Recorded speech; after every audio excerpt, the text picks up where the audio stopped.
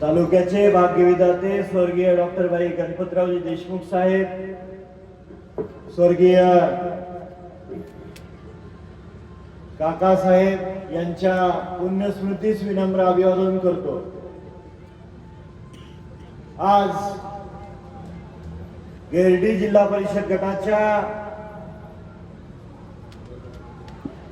सांगोला तालुका विकास आघाडीच्या माध्यमातून दिलेल्या उमेदवार सन्माननीय संगीताताई शोभा मोटे आणि या गणाचे पंचायत समितीचे उमेदवार सन्माननीय अशोक महादेव चोरमुले यांच्या प्रचाराच्या निमित्ताने मंचावर उपस्थित सन्माननीय दीपक आबा, कालच ज्यांनी Republican party of India Athawale गट या तालुक्यातल्या सर्व पदाधिकाऱ्यांनी सांगोला तालुका विकास आघाडीच्या सर्व उमेदवारांना पाठिंबा दिला। त्या पक्षाचे सर्व नेते मंडळी, मंचावरील सर्व उपस्थित मान्यवर, समोर बसलेले या गावचे आणि गटातल्या प्रत्येक गावातले सर्व आजी माजी सरपंच, उपसरपंच, विविध विकास सोसायटीचे सर्व आजी माजी चेअरमन, व्हाईस चेअरमन, संचालक मंडळ, ग्रामपंचायतीचे सर्व सदस्य, विविध गावातले तंटामुक्तीचे आजी माजी अध्यक्ष, उपाध्यक्ष, शेतकरी कामगार पक्षाचे सर्व पदाधिकारी, दीपक आबा गटाचे सर्व पदाधिकारी, आरपीआय आठवले गटाचे सर्व पदाधिकारी, वडीलधारी मंडळी, माता भगिनी, तरुण बंधूंनो, मागच्या वेळेस आघाडीतून जिल्हा परिषदचे उमेदवार दीपक आबा गटाचे होते आणि यावेळेचे उमेदवार हे शेतकरी कामगार पक्षाचे आहे। पंचायत समिती गणाचे उमेदवार मागच्या वेळेचे शेतकरी कामगार पक्षाचे होते, यावेळेचे उमेदवार हे दीपक आबा गटाचे। काही तासांपूर्वी या गावामध्ये एक सभा झाली आणि त्या सभेमध्ये भाकरी फिरवण्याची भाषा झाली असं मला कोणीतरी सांगितलं। विकासासाठी मत द्या म्हणून मताची मागणी केली। डॉक्टर बाबासाहेब आंबेडकरांनी दिलेलं संविधान आहे, संविधानाने दिलेला अधिकार आहे, तुम्ही कुणीही मत मागू शकता। मागच्या 5 वर्षात ज्या माणसाने या तालुक्याचं आणि मतदारसंघाचं प्रतिनिधित्व केलं आणि विधानसभेला 2024च्या विधानसभेच्या प्रचाराच्या वेळेस प्रचारामधून काही वेळेला 4,500 कोटीची भाषा केली, काही वेळेला 5,000 कोटी पर्यंत आकडा गेला आणि विधानसभेच्या निवडणुकीची तारीख जशी जवळ आली त्यावेळेस गाड्यांमधून आणि प्रचार सभेमधून तोच आकडा 6,000 कोटी पर्यंत गेला। मग का झाला नाही त्या 6,000 कोटी मध्ये या गावातला आणि या गटातल्या विकास? का झालं नाही हनुमान मंदिरासमोरचं सभामंडप? का झाले नाही वाडी वस्तीवरचे रस्ते? का झाले नाही शेतकऱ्यांना लागणाऱ्या विजेसाठी डीपी? आणि आज तुम्ही या ठिकाणी येऊन सांगताय भाकरी फिरवा। हा मतदारसंघ शेतकरी कामगार पक्षाचा आहे। पुरोगामी विचाराचा आहे, शिवशाहू फुले आंबेडकरांचा आहे. हा विचार या तालुक्यातल्या आणि या भागातल्या गोरगरीब जनतेच्या 3-3, 4-4 पिढ्यांनी 50-60 वर्ष विचार जपलाय. आणि आबासाहेबांच्या काळामध्ये आज कुणीतरी सांगितलं म्हैसाळच्या पाण्याचा मुद्दा, आबाने आता सांगितलं, पण स्वर्गीय आबासाहेबांनी 25-30 वर्ष पाणी परिषदा घेतल्या आणि तुम्हा सर्वांना सोबत घेऊन त्या पाणी परिषदेचं यश आहे. टेंबू आणि म्हैसाळ सारख्या योजना या भागात आल्या. वेळोवेळी पश्चिम महाराष्ट्रात ज्या वेळेस या राज्याचे मुख्यमंत्री सन्माननीय देवेंद्रजी आणि या देशाचे मंत्री महोदय सन्माननीय नितीनजी गडकरी साहेब येतात आणि त्यांच्या भाषणातून त्यांनी अनेक वेळा सांगितलेलं आहे की टेंबू आणि म्हैसाळचं काम फक्त आणि फक्त तुम्हा सर्वांचं दैवत स्वर्गीय आबासाहेबांमुळे झालेलं आहे. या भागातला काही गावातलं वंचित क्षेत्र म्हैसाळ पासून वंचित आहे.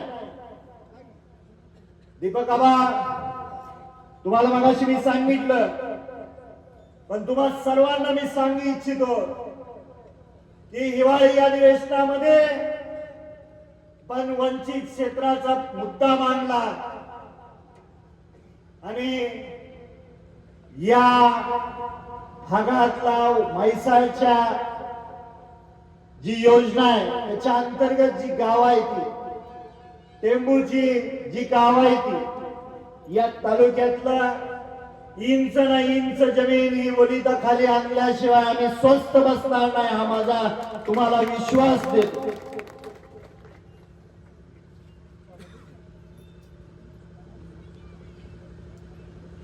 स्वर्गीय आबासाहेबांनी आणि 1997 पासून दीपक आबांनी दोघांनी मिळून राजकारण केलं.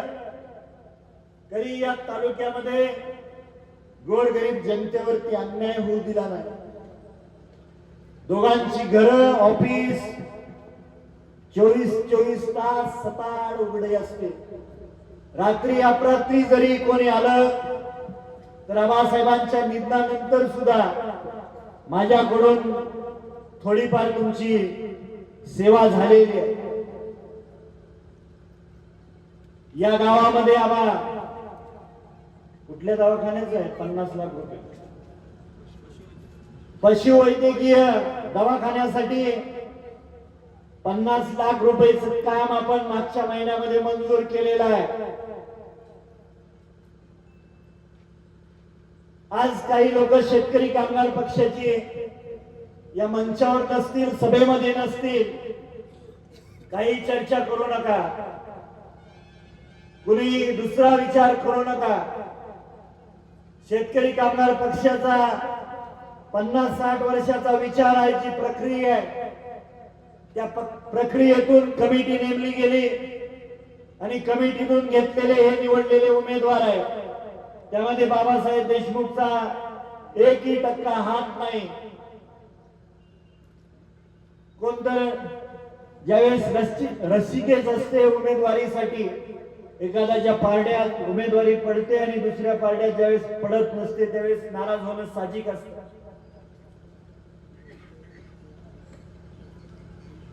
पण जो आपल्या 3-3, 4-4 पिढ्यांनी जपलेला हा लाल मावटा आहे, स्वर्गीय आबासाहेबांनी तुमची 3-3, 4-4 पिढ्यांची सेवा केली हे विसरून चालणार नाही. आज आबासाहेबांच्या निधनानंतरची पहिली विधानसभेची निवडणूक झाली. तुम्ही मला माझ्यासारख्या तरुणाला अनुभव कमी असताना, वय कमी असताना, जेव्हा पार रात्रंदिवस कष्ट करून निवडून दिलं गेलं आणि आज आबासाहेबांच्या निधनानंतरची पहिली जिल्हा परिषदेची आणि पंचायत समितीची निवडणूक आहे. म्हणजे आपल्या सर्वांना विनंती आहे की मागच्या अनेक वर्षापासून या पंचायत समितीवरती 72 पासून 97 पर्यंत शेतकरी कामगार पक्षाचा लाल बावटा दिमागात फडकवत होता आणि त्यानंतर दीपक आबा आणि आबासाहेबांच्या आघाडीचा झेंडा फडकत होता. परत एकदा आपल्याला तो झेंडा फडकवायचा आहे आणि त्याच्यासाठी 7 तारखेला मतदान केंद्रावरती असं एक मशीन येणार आहे बॅलेटचं. आणि या बॅलेटचं एकच मशीन असणार आहे. पहिल्या रकान्यामध्ये जिल्हा परिषद उमेदवारांची नावं असणार आहेत. 4 नंबरला संगीता सोमा मोटेंचं नाव आहे, त्याच्या समोरचं चिन्ह आहे नारळ. खालच्या रकान्यामध्ये या गिरणी गणातल्या पंचायत समितीच्या उमेदवारांची नावं असणार आहेत. 5 नंबरला अशोक नामदेव चोरमोलेंचं नाव आहे आणि त्यांच्या नावासमोरचं चिन्ह आहे छत्री. या दोन्ही चिन्हासमोरचं बटन दाबून मतदान रूपी तुम्ही आशीर्वाद या दोन्ही उमेदवाराला द्यावी एवढी विनंती करतो.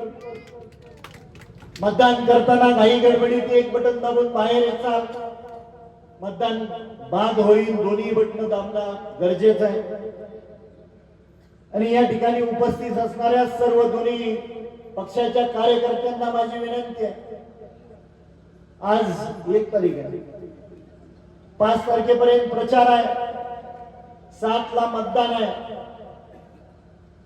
तर 5 तारखेपर्यंत या गटातल्या आणि गणातल्या प्रत्येक गावातल्या वाडी वस्तीवरच्या वडीलधारी मंडळींना, माता भगिनींना हे चिन्ह सांगण्याची जबाबदारी तुम्ही चांगल्या पद्धतीने पार पाडाल अशी अपेक्षा व्यक्त करतो. आपण सर्वजण या ठिकाणी मोठ्या संख्येने उपस्थित राहिला त्याबद्दल सर्वांचं मनापासून अंतःकरणपूर्वक आभार मानतो आणि थांबतो. जय भीम, लाल सलाम.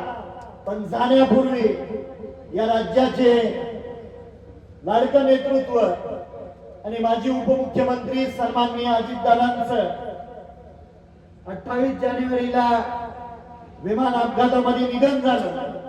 आपल्या या गावाच्या आणि गटाच्या आणि गणाच्या तर्फे स्वर्गीय अजितदादांना आपल्याला श्रद्धांजली वाहण्यासाठी 2 मिनिट उभं राहावं एवढी विनंती करतो.